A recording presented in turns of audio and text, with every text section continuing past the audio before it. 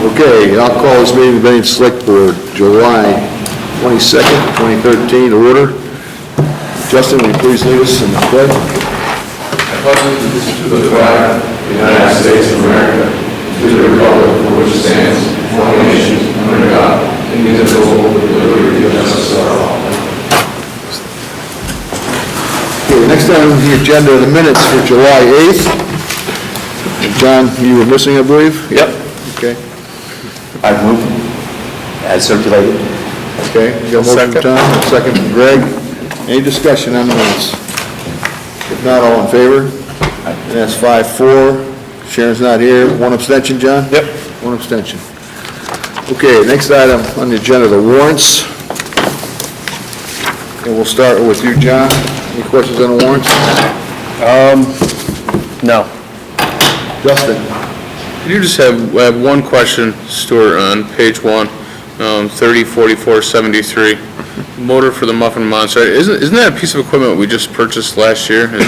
Actually, what we're doing is creating that redundancy. We held on to the old Muffin Monster. Okay. And we bought the new one, and this will give us the backup so that if there is a reason to repair the new one, we can put this one in play, and we don't have to operate that whole facility by hand. And refresh my memory, what is a Muffin Monster again? The Muffin Monster is basically it's a grinder that takes everything that's coming into the sewage treatment plant, everything that's in the sewer system, and it's rags and sticks and everything else, grinds it all up and discharges it as a solid that we must dispose of. If the monster goes down, you're working with that stuff by hand. So. I do recall them bringing that up when we were discussing the new Muffin Monster, that they would want to repair that and have that on So the we shelf. bought a new one and then repaired the second one? Right. That's right. And a second one to lack is that factor of safety. Right. Anything else, Justin? No, that was the only question I had. Just a question on page 5. It's the headstone repair. I assume this is the town cemetery? Yes, when a person buys a cemetery plot and pays for it, they're buying Perpetuity. long-term care. So if a headstone is damaged, vandalism, otherwise, and there isn't insurance to cover it, the town is liable for those repairs. This was a town cemetery, Main Street? Yes, it's either Main Street or Hindlesville or Whitechapel Cemetery up on Chapel Road. That's right. Tom? No question. Greg? Very first item on page 1, the concrete power screed. You know offhand what that is? I don't know what a power screed is. I do. It's a piece of equipment, obviously, that we purchased. The 5330 tells me that. It's obviously something that we are going to use in the operation of concrete, but I can tell you what it is, Stu. All right. well, thank Having you. worked summers for the town when I was in college, a screed actually helps level the surface and brings what they call mud up to the surface, so you get a smoother surface. Oh, okay. Thank you. That was curiosity, that's it. Thank you. I see, Stuart, all the agencies received their funding this warrant? Well, this is, not all of them received all of it. This is the first, generally the first payment. Most of those agencies that receive small amount of funding from the town get it all at once. Some agencies, like the library, are probably broken into 2 or 3 payments.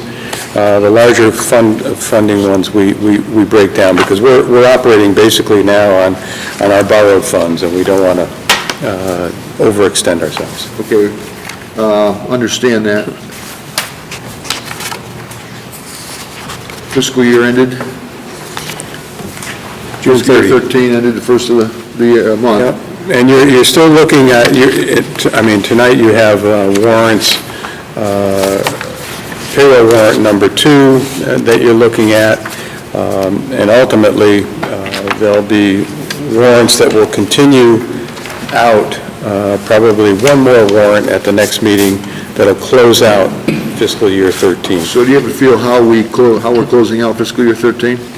I've been talking with Melissa about that, and it looks as though both the general and highway funds are in pretty good shape. Okay. There have been some unexpected expenses as we came to year end, both against the general and the highway fund, but overall, we think we're going to be in the black. Okay. And when should we have a report on that? She'll complete her work probably middle of August, Okay. to be sure. The audit will be underway at that time, and we're working with the auditors to try to bring that audit to you in November. Okay. Last year, we were very late, and it's not much good to us if it comes in after we've done our budgeting. Got it. Okay. Citizens, any citizens out there that want to talk to this board on anything other, what's on the agenda? I don't see any. Okay, next item is the Home Energy Challenge. Linda, you going to talk about that? Why don't you both come up to the mic and introduce both of you? I'm not sure everybody knows your guests, Linda.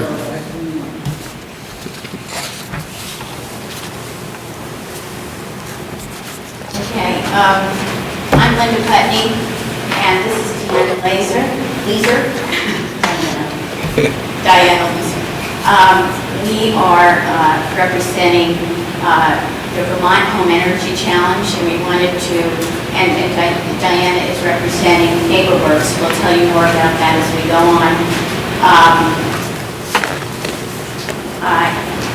Let's see how it is here.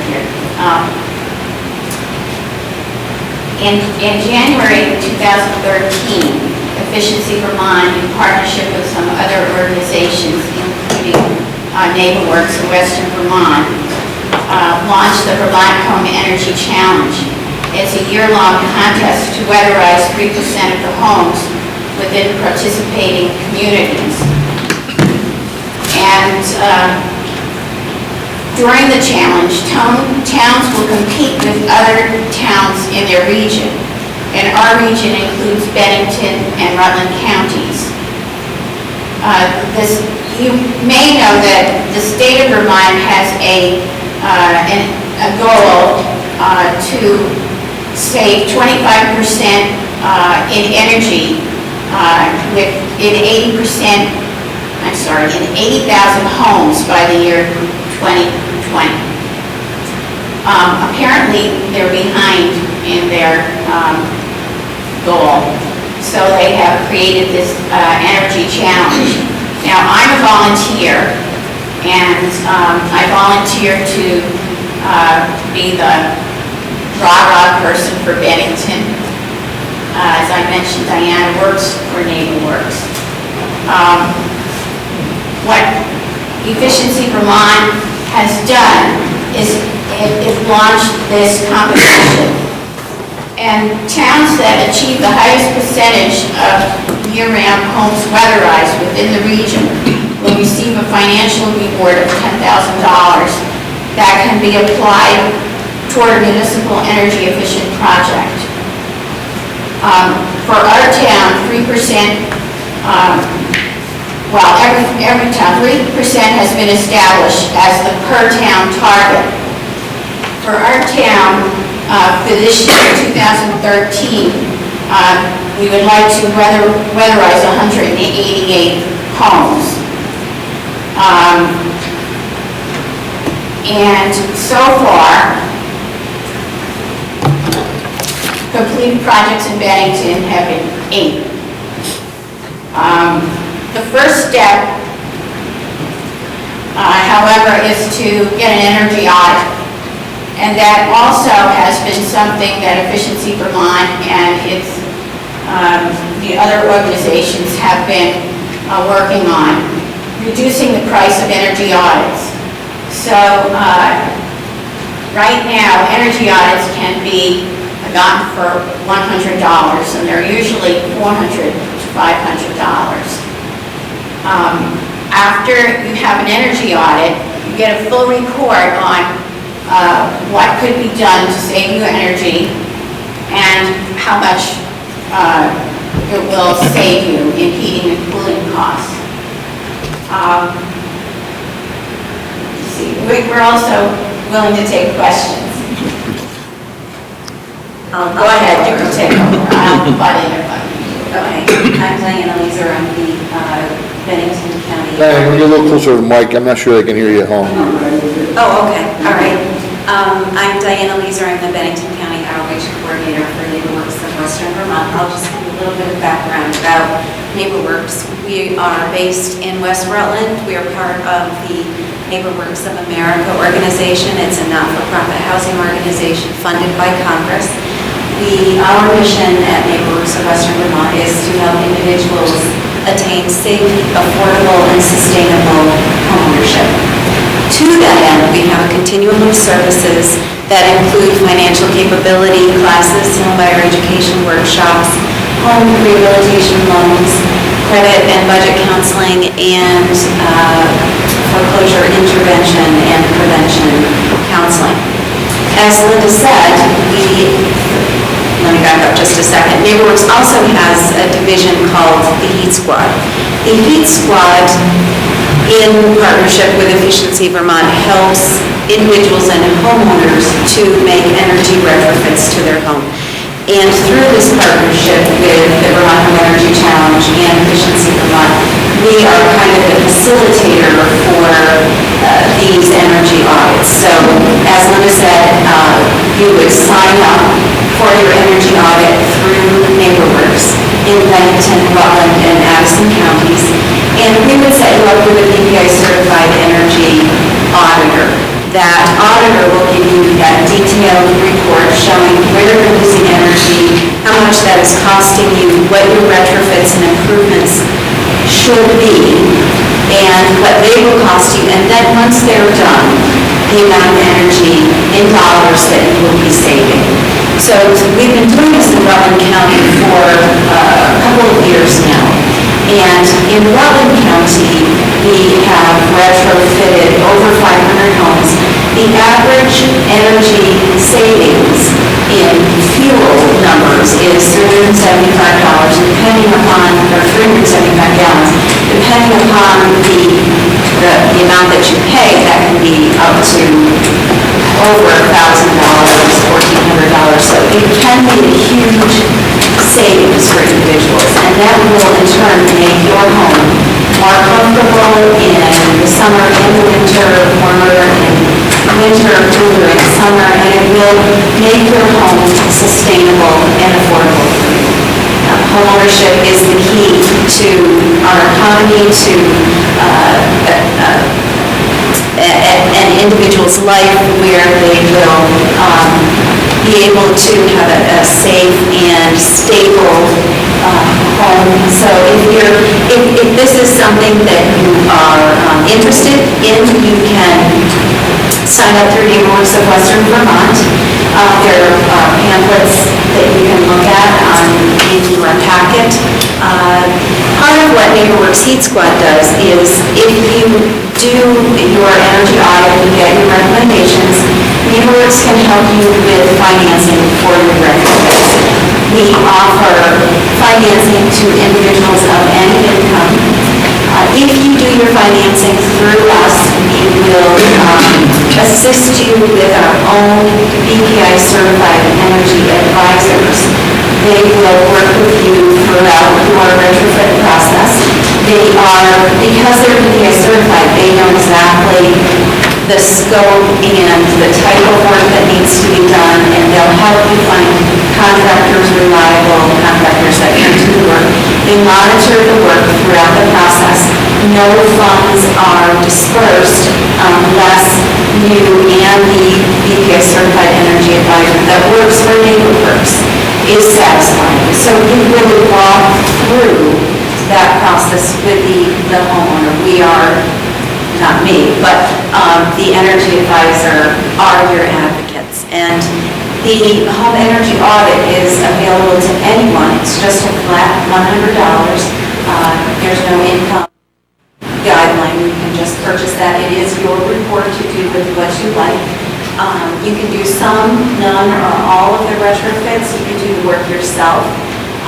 At this point, if your report is done, if your work is finished by the end of December, you qualify for a flat $500 energy incentive payment from Efficiency Vermont.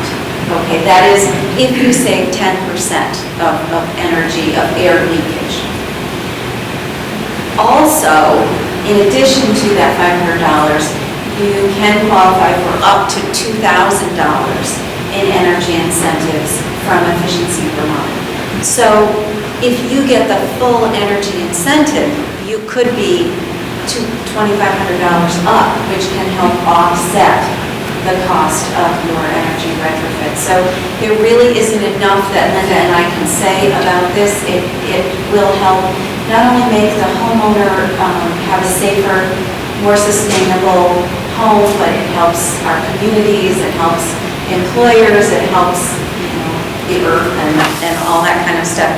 It really is a wonderful, wonderful program, and it's a significant challenge for the state of Vermont and for our communities and towns, but it's very worthwhile. I agree with the challenge. I guess my concern, not my concern unless you have a question, I look at Bennington. Why are we just focusing on homeowners? Why aren't we focusing on landlords? We have so many pieces of rental property. Landlords are... That would lower our light heat costs, that would lower our energy costs, it would lower a lot of things. Landlords are eligible. They are? Also. Yes, they are. In fact, I just had an energy audit today on a rental property. Your language doesn't say it, that's why I want to make No, sure. it doesn't, but I made sure that. And I also wanted to say that we're here today to not only encourage you, 6, 7, 8 people here, to look at it for yourself, but certainly we know we're going to be on CAT TV, so we want to encourage our listeners to look into it also. We've had some publicity. I noticed as I get on the internet that Efficiency Vermont has been putting ads on about these energy audits, so they have been spending money trying to encourage people to get the energy audits and then weatherize their home. And weatherizing is what the goal is. Question for you. In your brochure here, what is a BPI certified professional? What does BPI stand for? Building Performance Institute. It's a very, very complex and intensive field of education that these people have to go through, and they're all levels of certification, but they're very skilled, and it's a very detailed report. If you get your audit, it gives you the infrared camera pictures. It can show you, like if, around the sill of your foundation in your basement with the infrared camera where things are leaking in, cold air coming down the walls, or, anything like that. Really gives you a detailed report. And How long between the time that you contact, or that a homeowner contacts you and this gets done, an evaluation? We're about a month out, so what our intake person does is they take all of your general information, and they are the ones that go between that schedule the audit. We have a couple of auditors in Bennington County. If we are backed up, then we'll pull people in from Rutland County. It's such a worthwhile and affordable thing that a lot of people are taking advantage of the audit, and so we're really trying to get things going as quickly as we can, but we're about a month out, which is certainly not unreasonable. And the targeted 3% a year, is that per year, or is that... The target for the challenge is December 31st. Well, the end of it is December 31st. And then after that it ends? 13, and then they'll evaluate, what's happened, and they decide to, do another challenge. We don't know, but this challenge is just for this year, 2013. And how far along are you? How far along are you with meeting that 3%? So far, like I said, we're behind. That's why we're here tonight, to kind of talk about it and bring awareness to it. And the Vermont Home Energy Challenge and Efficiency Vermont, that's the goal, is to really push this agenda. It's a statewide agenda, and we are so far behind that we need to take advantage of every avenue that we have. So we're really trying to publicize and get the word out. Good. You had an initiative on town meeting day. Yes, that was part of it. That's when I got started. And I picked up the form, I had evaluation done, which is worth the $100 just to learn what they do. And it's really an interesting process. And they seal off the house and the positive pressure thing. It's very cool. But, so I have the report and all the stuff that I'm supposed to do now. But my question is always, where do I live when this happens? Because I have a small house and no garage. So when there's renovations in the house, it can be a little inconvenient. But it's all good stuff, you know, I mean, but it's hard to have work done on your house, but it's well worth it. What I want to get to is, a few years ago, I had a service man come in and was servicing my furnace and suggested that I get a new furnace. And he said it would save me 30% on my fuel bill because of the age of the furnace. I had to borrow money to do it. I didn't really have the cash at the time. I put it in and it saved me almost half, just by improving the technology of my furnace. It's amazing And, the difference it can make. And with NeighborWorks of Western Vermont, we can help you with that financing. They're very, very low interest rate loans. They, you know, it is available regardless of income. There's no income guideline there that you have to meet. So the audit gives you the recommendations and what you're losing and then what you can save, and so we can help bridge that gap for you. You can see it. Yes. In the photos, you can see where the heat is going out. And some of the things are very unintrusive, you know. I didn't realize how much heat I was losing out of the foundation of the house. Yes. I have a very high foundation. That would be an easy thing, you know, attic insulation And you can do more. some of the work yourself. You can do foam insulation, if you can do the insulation around the cells in your basement, and you can do that. If you have your energy audit, the auditor can come back and review your process, make sure that you're doing it correctly, and then he reports out at the end to Efficiency Vermont, which is where you get your energy incentive. I wish I'd done it when I did the home inspection, when I first bought it. Because I was working on the house that first month, I didn't move in. It would have been... One of the easiest things to do is to, once they tell you where air is leaking, is to do the air sealing yourself, and that just involves a caulk gun. Right. So they will pinpoint exactly where the air's coming in, and you just caulk it. And it takes time, but it's easy for the homeowner. The foaming is a little more difficult, but we want to make sure, you have brochures, we want to make sure that the people that are listening have a telephone number to call. And that is 802-438-2303. And you want to speak with Lori, she's the intake person. And if you have any other questions, my name is, again, Diana Leeser, and you can reach me at my cell phone at 780-8663. I'm going to ask another thing. I mean, I'm going to ask, I'm going to suggest, because I know you're not doing it. Commercial property. You know, we're finally getting our downtown folks, landlords, to go to their second and third floors to get them energy efficient. Why can't we include these? I mean, we're talking a lot of money, and obviously, I think an energy office audit at one of our larger buildings, it's going to cost more than $100, but why don't we expand that? If we're serious about meeting the goal, let's take a look at where we're wasting the energy.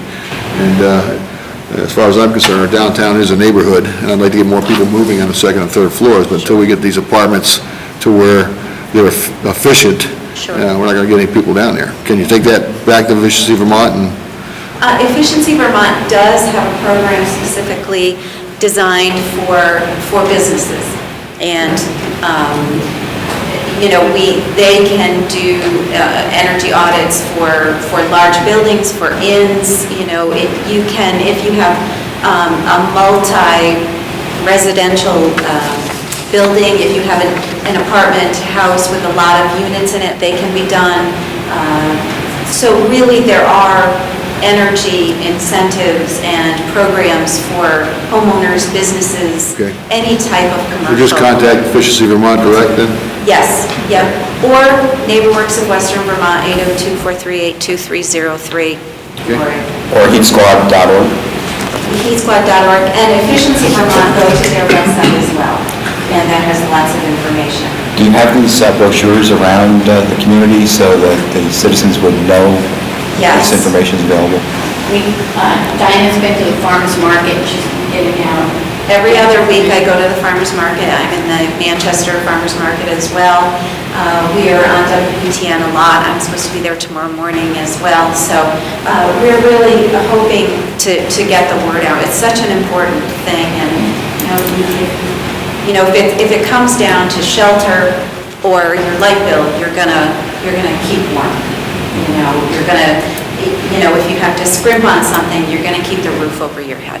So it's very important. I have a couple questions. The first one's for you guys. I looked at this process once before going through Efficiency Vermont, and I'm long overdue for fixing my house up, so I'll probably be giving you a call tomorrow. Great. But when I looked at it originally, there were multiple people that could come look at your house and audit your house, and only a certain few would allow you to qualify for the $2,000 that you would get back. Are all of your auditors on your list registered and allow us to get the full $2,000 back? Yes. Okay, so calling you guys would eliminate that possibility of getting the wrong auditor and clear things up. And then my second question actually is for the board, and I don't know, or anybody here. Is there a section on our website where we could also throw this link up there so then everyone has access to it? I don't know where that might be, but so they can go on. They know that we've talked about it here tonight, and they might be able to just follow the link to Heat Squad just so that we can help get people connected. Is there a place we can do that? I'll say yes. Put a link on our... I can't see Mike, but he's nodding yes. Okay, great, that's it That's not quite it. for me. Linda, you've heard me say this before. I'm still concerned about air conditioners. How are we encouraging Energy Star to be purchased rather than these $90 air conditioners that are being sold out of supermarkets that aren't Energy Star? Why can't that be included in this to encourage people? There's no incentive for people to buy an Energy Star appliance, especially an air conditioner, where we've gone through the last 10 days here.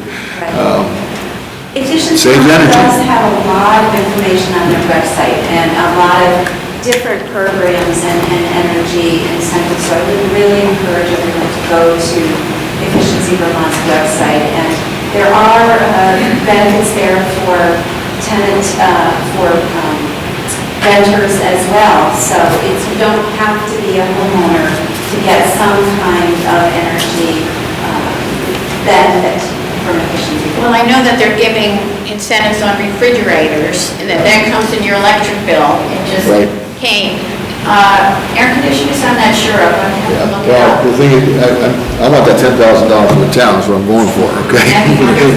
We get out, we need to You know, I get out mean, and... this is great, it's a good start, but I mean, there's other places that turn up, use our energy, and air conditioners and Energy Star appliances help save that, and now, we can't all put solar out, Linda, like you did out there, but we could try, huh?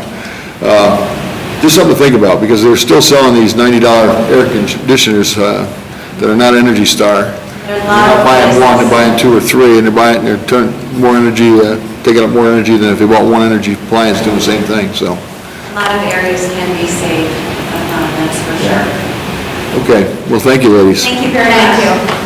All right, next item, setting the property tax rates. Stuart, do you want to go over? Yes, back in January when we were working here. I am here to talk about some things, to wrap up some things. Who are you, please? My name is Nancy Sanford. Okay, we've already asked for citizens, but I'm going to go ahead and make an exception. Go ahead. Thank You're here as a you. citizen? Yes, I am. Okay, please. I was here with the sidewalk situation, and before that, we had an ADA meeting. I think, Stuart, your foot was hurt and you couldn't make it at St. Peter's? That's correct. Okay, so at that ADA meeting, we did some putting of minds together, and we came up with two areas that we need to look into, and I come to you again for this. One of them was the stigma of mental illness, which is a whole other thing that I'll be here next year for, but I'm still here for the sidewalks. Bill up in Montpelier, I do not know his last name. I tried to find it out, and I couldn't. So there's a Mike and a Kim that was on the phone with us last week when the VCLI group got together, and anybody else who had issues like vets, disabled vets and things like that. So it was brought up at that meeting that the crosswalks at McDonald's and Aldi's do not work. So basically, you have to just dart out between there. And I don't even know if you are aware of that, but they brought it to the meeting, so I'm bringing it to you. You're talking about the light itself, it's not... You know, it says long enough? walk, yes. So it's not the crosswalk, it's the light, warning light, crossing the To light. signal? Those under state highway? They are state highway. And I know the state has actually been going around improving the walk pedestrian signals. For many of you who might have noticed, they did the work in the four corners. We have new signals there, a countdown, a different sounding thing, but we've actually had problems that have been created by that because some of the work that was done is not functioning properly. So we'll certainly notify the state that these signals are out. I didn't know they were out. But certainly that's something that should come to us.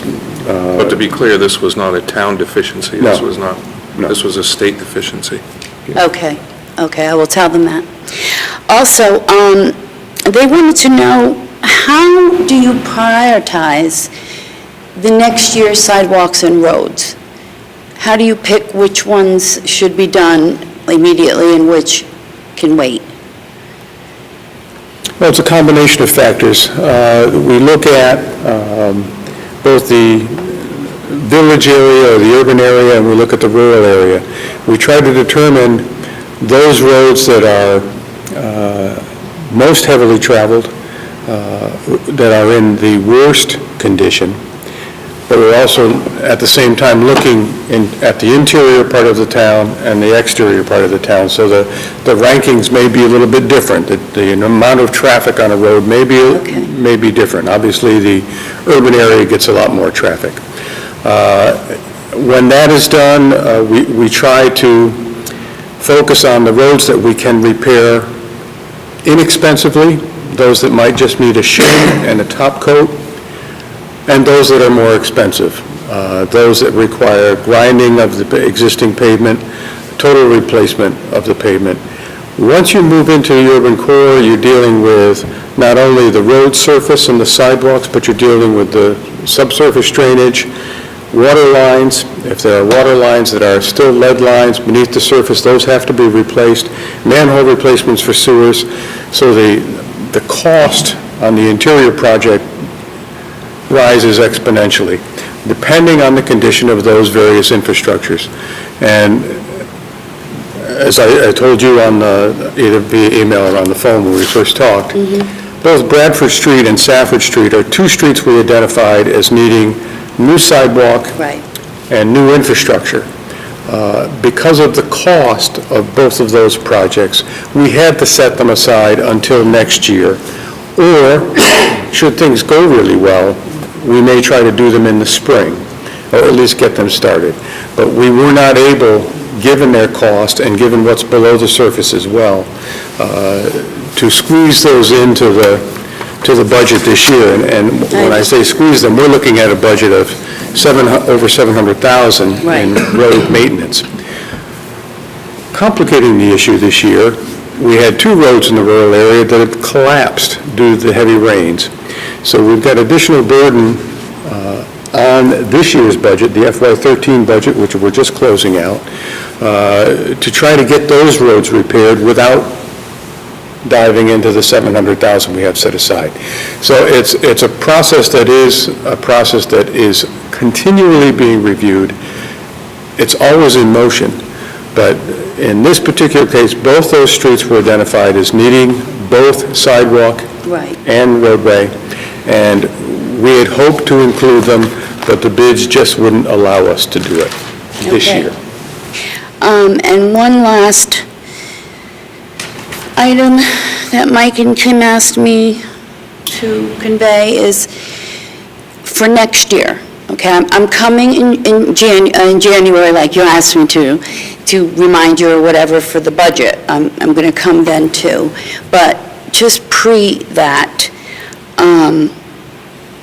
for next year's, your decision on what sidewalks and roads get done, for it would have to be for the following year, because next year's is done.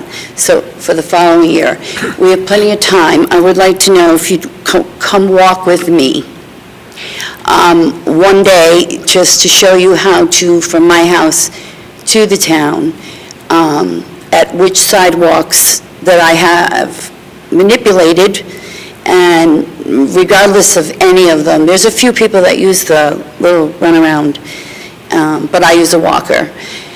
And I would just like to invite you to walk with me. And I'll probably bring it up again. Would that be something you'd be interested in? Sure. Yes? Thank you. Thank you very much. Thank you. Okay, now let's get into the tax rate, Stuart. Yes, as I started to say, back in January, when we were developing the budget, we were looking at a grand list with not a significant amount of growth, and we projected, if the budget was approved as presented, that we would be looking at about a 3.3% increase in the tax rate, which, in this particular case, given the small amount of growth in the grand list, equates to 3.29 cents of an increase in the overall tax rate, and that's general, highway, and our village fire department fire tax. The one variable in all of the calculation is the number of veterans exemptions that are applied for, and there's a specific time frame. Veterans must apply. Those who are 50% or more disabled must apply for the exemption no later than the end of May, I believe. That's right.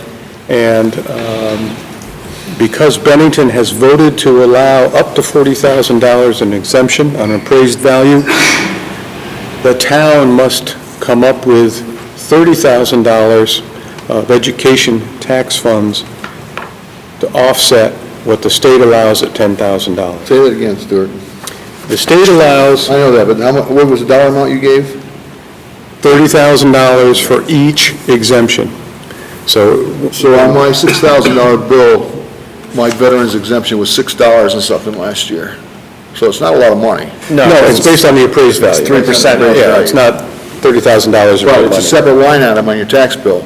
Well, we have to raise that money separately, and it's not money that we know what it's going to be until the end of May. Right. And we see how many veterans have Is that a historical reference point that we could have? Well, it's, as you see here in the proposal before you, last year, I think we were looking at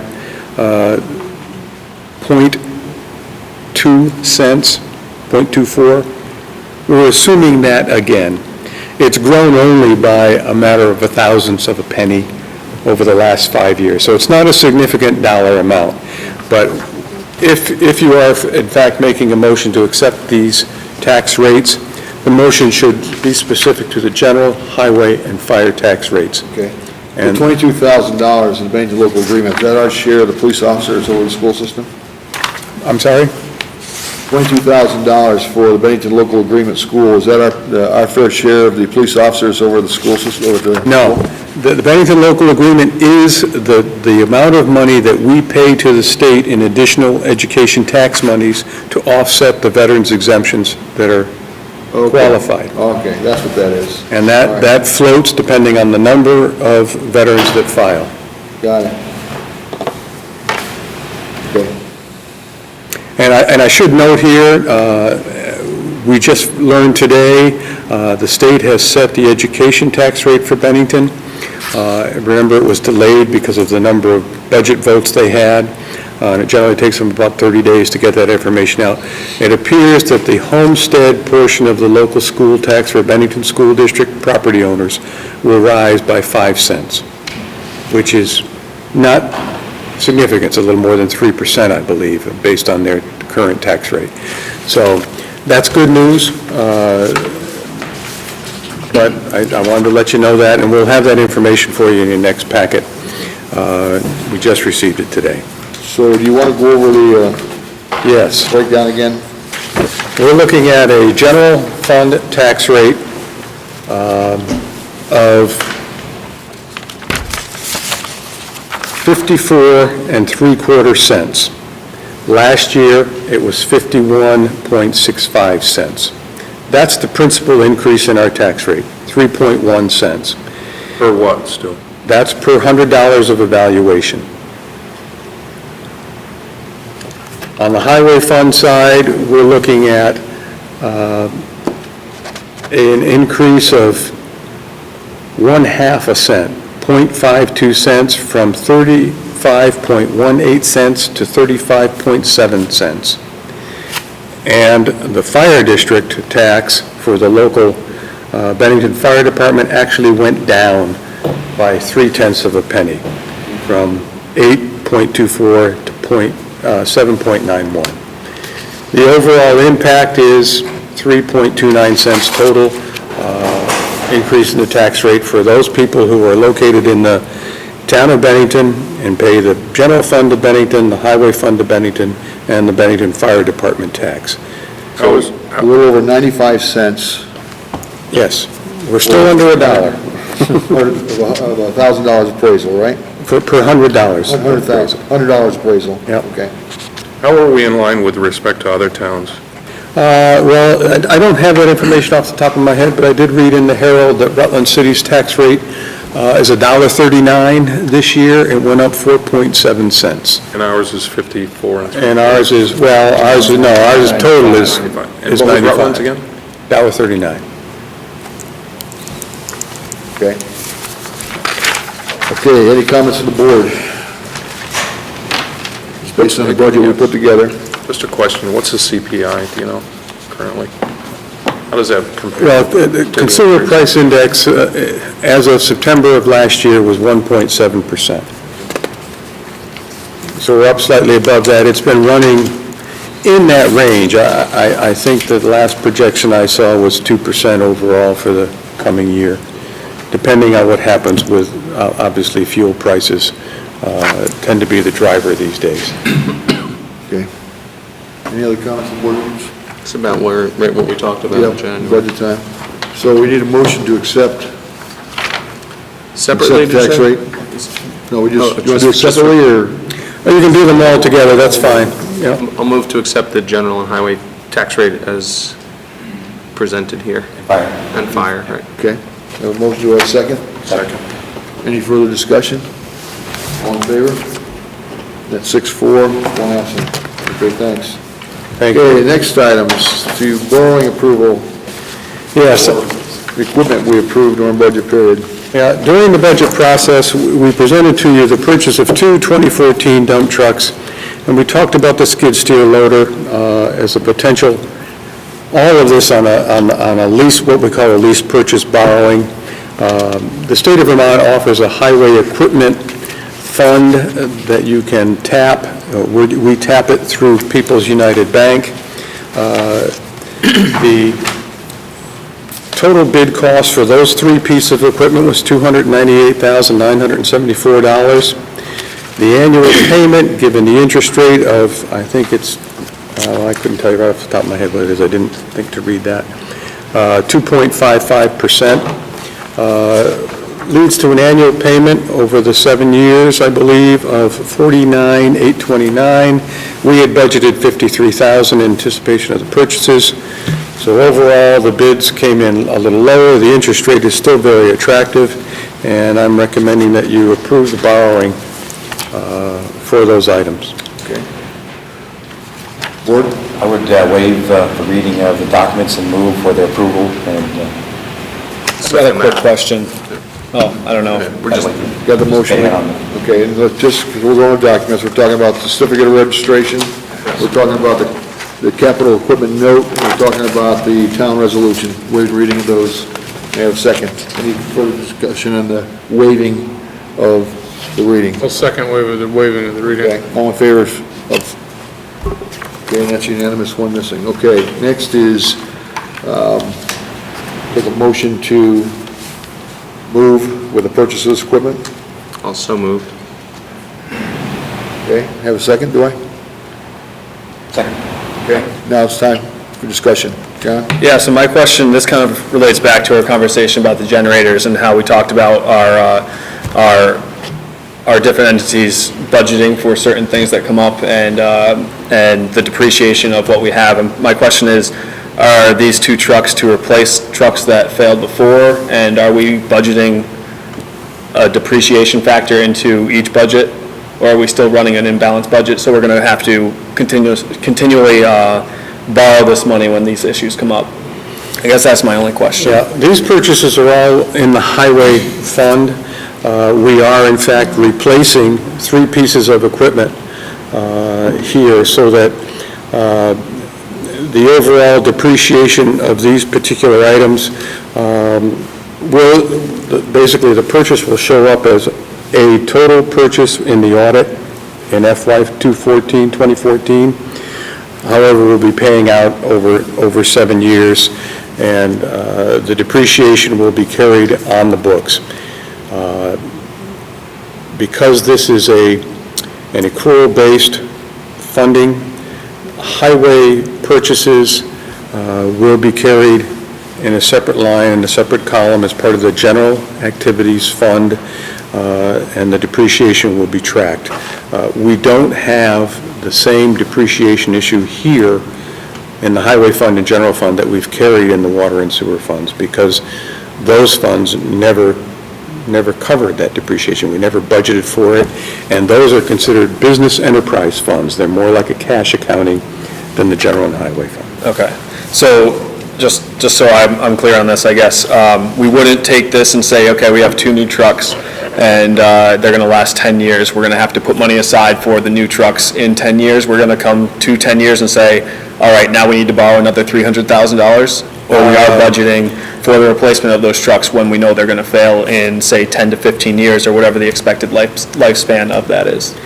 We have been placing these equipment purchases on the capital plan, which you will see at budget time.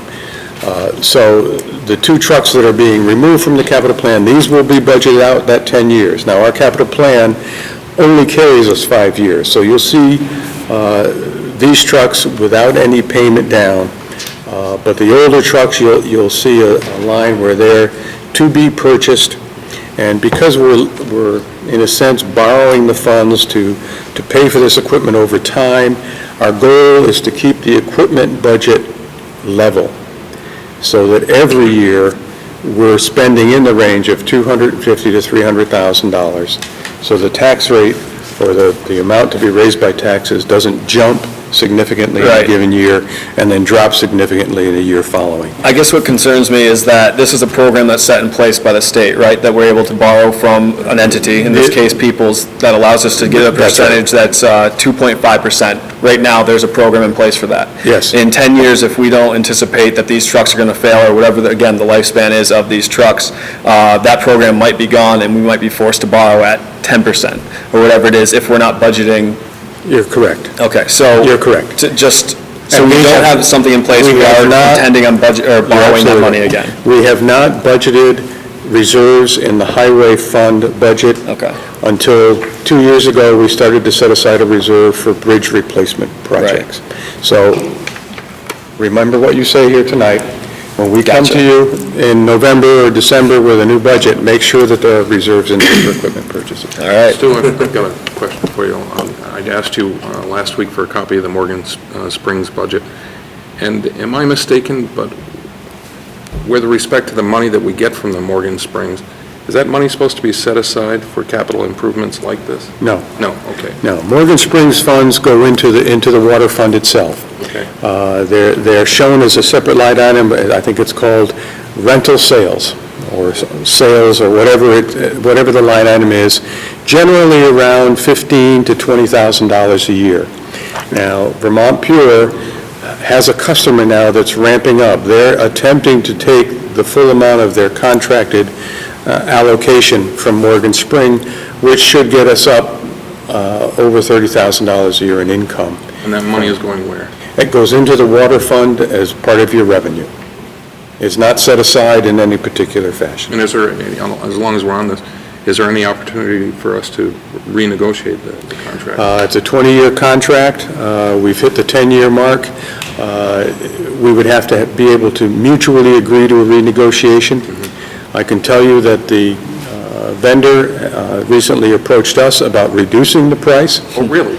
Because they have a customer that wants a very large volume. And we were obviously not willing to do that. So I suspect that they would not be mutually willing to raise the price. Willing to negotiate. They would negotiate. But I think that the beauty of it is that the contract is only for 100,000 gallons a day. Morgan Spring has the capability of developing 2.1 million gallons a day. We have continually looked for additional customers for this kind of draw. We've continually looked for developers who might want to build a small bottling plant here. Took the words right out of my mouth. And to date, we've had some nibbles, but we've been unsuccessful. One of the things that happened to the water market is you had some of the major companies, Coca-Cola, Pepsi-Cola, they all began to create purified water. They're taking water from wherever they get their water, they're cleaning it and selling it as bottled water, unlike Morgan Springs or Poland Spring, which is basically coming from the subsurface pretty clean. But still, in order to sell bottled water, you've still got to meet a number of certifications from the state of Vermont or from any state in which your water is sold. So there is some minimal treatment that is required. There's a host of things that bottling plants must jump through. So we have not at this time had a serious customer come along, but we keep reaching out when people talk to us. Something I got a along those question about the highway lines fund with- thing here If before we- there's something Michael Harrington. Hang on, Justin? Just back to the highway fund thing for a minute. What's the status of the highway fund, taking into light the road collapses that we've had?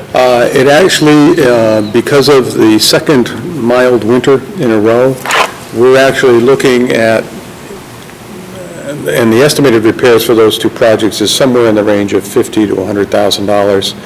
We think it's going to be on the higher end. We're still looking to finish the highway fund with excess funds of $50,000 to $100,000. Okay, So we're in good shape. so we're not going to end up in the, No. right on that one. Okay, any other discussion? Okay, all in favor? That's 6-4, one absent. Thank you, Stuart. Okay. I'm going to circulate these, Joe. They have tabs on them for you need to sign, and we'll get the treasurer's signature tomorrow. John, while you're waiting to circulate that, you'll see at budget time, each of the department heads will come in with a vehicle list that they feel they have to replace. Yep. And some of it goes on the cycle we've set up, other ones maybe later. You might choose to delay it depending on what the budget's like. But as this one here says here, we actually, it's coming in under what we budgeted for last year for the three pieces of equipment. Okay, so that's being circulated. Manager's Can I just report. ask one question back to that? So if we finish the fiscal year with a $50,000 surplus in the highway fund, do we pool that money into a reserve, or does that go to offset what we have coming up in 2014, or how is that accounted? It actually goes in and builds the fund balance. So your fund balance increases by the $50,000 unexpended. And if you were to go to the voters and say, we want to take that $50,000 and set it aside in the reserve, the voters approve it, then it goes into a restricted reserve. Right now, it's an unrestricted part of the fund balance. That we have access to if we need to? Yes. Okay, manager's report. Yes, one action item tonight, the Lions Club is holding their annual picnic later this year. They hope to use Willow Park. They're celebrating 75 years of service in Bennington and have asked if we would waive the $40 fee for the rental of Willow Park, given that they are a nonprofit and most of their funds go to, I believe it's sight and hearing impaired assistance. I'd like to move that we waive the fee. I'll second that. Okay, any discussion? Just one question about the fee. Last week, we were asked to waive a $60 fee for the pavilion. Is there a Depends on the different number of people who plan to use it. Fee increases. Okay, any other discussion? All in favor? 6-4, one absent. Anything else, Stuart? Well, just a piece of information that arose on a meeting that I did not attend. And a citizen approached you about water meters. And I just want to, in a sense, summarize what I've tried to give you here. The flat rate customer, that is the residential customer who is not metered, pays a base rate regardless of use. Now, an individual who lives alone versus a family of 6 may believe that they are being unfairly treated. But we don't have the funds, and I laid it out for you. We have 2,800 customers who are not metered. If the town was to attempt to purchase meters and put them in the homes, it would cost us at least $1.1 million to buy the meters. That does not include installation. In 1993, the Select Board voted a policy on water meters that said that if a single-family homeowner wants a water meter, they can purchase one, they can install it, and we'll read it, but their bill will not change, basically. Because even if everybody was metered, there would always be a flat rate in the system. You have to pay to maintain the system. You have to pay to maintain fire flow. So even if you use no water whatsoever, there's still a cost to the homeowner who's connected to the system. And that has to be. Bennington's problem is not water usage or lack of water. We have plenty of water. We're one of the few towns in the state of Vermont that have access to more than 6 million gallons of water a day. That's not our problem. Our problem is water leakage. Our problem up until several years ago was that we had a variety of people, some metered, some not, some commercial businesses metered, some not. At least we've gotten it down to the point now, after a very aggressive approach by a previous board, that the only people who are not metered are the single-family homeowners. And there may come a time when a select board decides to try to approach that problem either via allowing customers to buy the meter and paying it out over time on their water bill as part of a surcharge or whatever, but that is not here today. That is not the problem. What would be the point then if there would be a flat fee that everybody would pay? Why would you bother with meters to begin with? You probably know more than I do. What I was going to say was that there's a flat fee for the infrastructure and all that, but then Right, there's but more there'd on top of that. So there's another flat fee There's a flat for the yearly usage. fee anyway. Right, so there's a flat fee, and then on top of that, there's a usage fee, and so the people that don't have meters pay a flat fee for that, and the ones that are metered pay a metered fee for that. So there's already a flat fee for the infrastructure and all that. That's covered by everybody. So the second portion, okay. You've got to run it to cover the budget also. You can't have everybody, put a water meter and be coming in a lower rate and then not be able to cover your budget. And run it deficit. The rate would change. Right. Your rate would have to increase. Reduced but usage, we with a meter. The only argument, the only incentive for meters would be to help the town, the owner of the system, track its true usage. Because not everybody is metered, we know what goes through the treatment plant. It's 2.1 or something million gallons a day, goes through Bulls Brook. Morgan Spring comes on in the evening and pumps into the Chapel Road tank to equalize the pressure in the community, so we always have that pressure. But we also are losing water in the system. Water pipes leak, homeowners' toilets run. There's always a loss of water in the system, so we don't have a true idea of what the homeowner is using or needs to use in order to get the minimum comfort from our water system. And that would be the incentive. It would give us the data that we need to perhaps alter the rates, perhaps... But with 6 million gallons available on a daily basis, and we're only using 2 million, I mean... It's not the highest of priorities. Just the whole idea of meters, just... Well, there's a perception of unfairness. And you got to look around here, it's questionable whether it's unfair. You got to treat the water anyway. It's going to be treated at 2 million gallons. There's a cost of doing that. As a resident said to us, some folks with swimming pools are probably using more water and not metered, and they ought to pay more. Well, that's a judgment call. We guess we have to make that at some point in time if we feel it's worth the effort to go through the meters. We attempted to do this 6, 7, 8 years ago. We bought a bunch of meters. We had them in the office over there. It's not longer ago than that, Joe. Goes back into the late 70s. Yeah, the original fund was set aside a long time ago. And there's been some votes, townwide votes on this thing, two that I can remember anyway. Two, yes. That failed as far as Resoundingly. mandatory metering everyone. So, Would I be correct in assuming that a 2013 water meter would be a wireless reading system? Yes. everything else is, why not? There's another bag of hornets right there. Okay. Is there any reserve for a meter system at all at this point? We budget in the range of $25,000 to $30,000 a year, because once the meter is installed, whether it's commercial or otherwise, it becomes our property, and we have to maintain it. So if your business has a water meter and that water meter fails, the town has to buy the meter to replace it, because it is our property. We want to make sure they're operating properly. We want to make sure that they're maintained properly. We want to make sure they're installed properly. We've had some meters be installed and they're actually running backwards. But the taxpayers have to pay for the apparatus, is that right? They buy it, They buy they it, install it, Okay. we take it over. But you own it? We will own it. But that reserve is not fluctuating much over years? No, we haven't seen a tremendous flux one way or the other in the amount of meters. Meters tend to last a good long time. Some of the more complex meters, the hospital has a number, I think they have 7 or 8 different metered locations. Places like Energizer, relatively complex meters that can run into the thousands and thousands of dollars. Okay, Stuart, you want to, I got a phone call today on this emergency shelter thing, so you want to cover this follow-up too? Sure.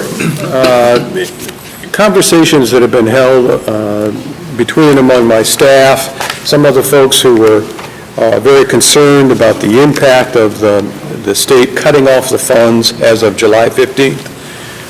That has been mitigated to some degree. The state has postponed the ultimate date to August 1st. They're working to, as I understand it, revise the point system to make it a little bit more flexible. And they're working hard to try to identify those people who are in need. The goal being that come August 1, those people that require housing and need it, it's essential to them, will be covered. Those people who have been receiving assistance but are fully capable perhaps of finding housing on their own will not have it. And we understand that the numbers that were used here, about 35 families being impacted, the number of families is actually less than that. Many of the people that are going to be impacted are single people who have either come into town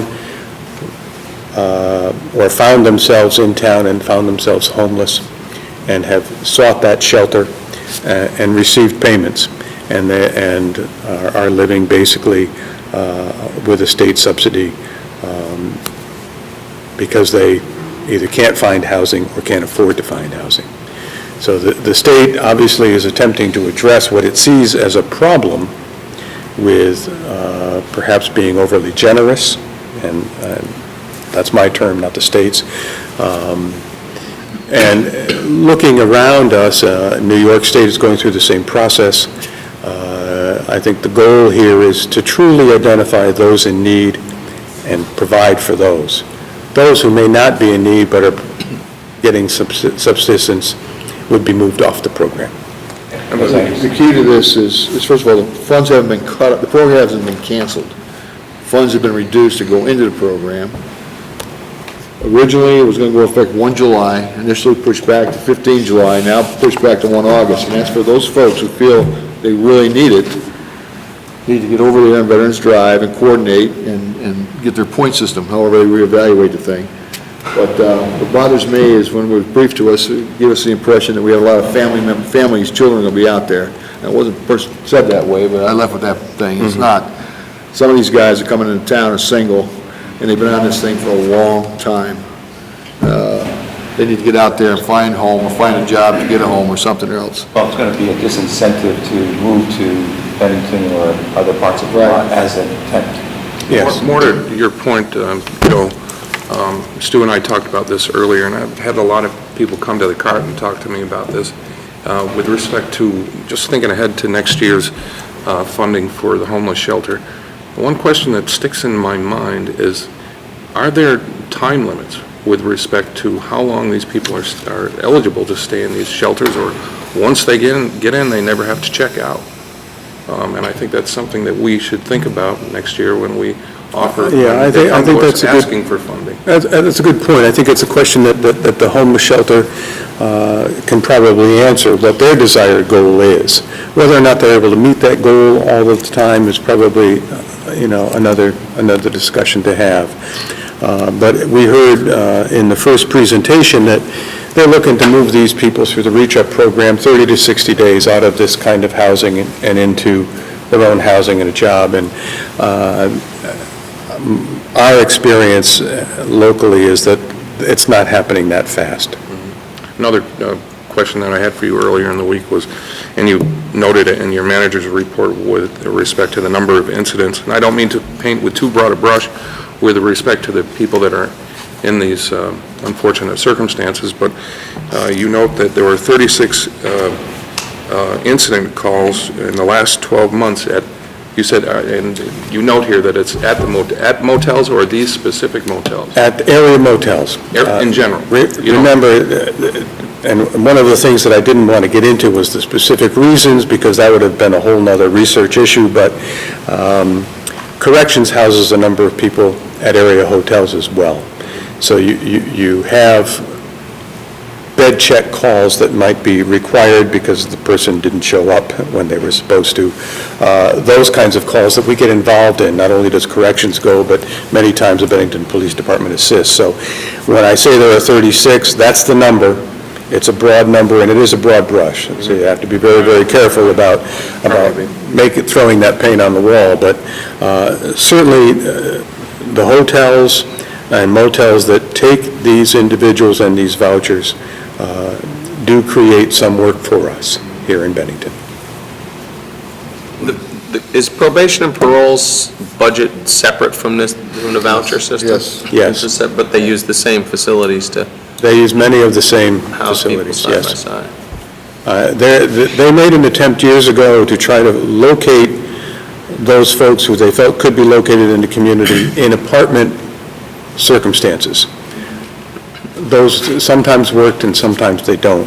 And when the prisons get overcrowded and they're trying to push people out, they look for sometimes the quick fix, which is a motel room. I know, and also if somebody breaks probation and they're pulled in for a hearing and they're not allowed to leave town, they'll wind up in one of these hotels waiting for their hearing. Sometimes. And if you break probation or you break the rules, most times you're lodged at Rutland. I've got another question for you, Stu, just on reflection. I talked about this with you and with Tim Corcoran and Tom Steffen, who were both former service officers with the town.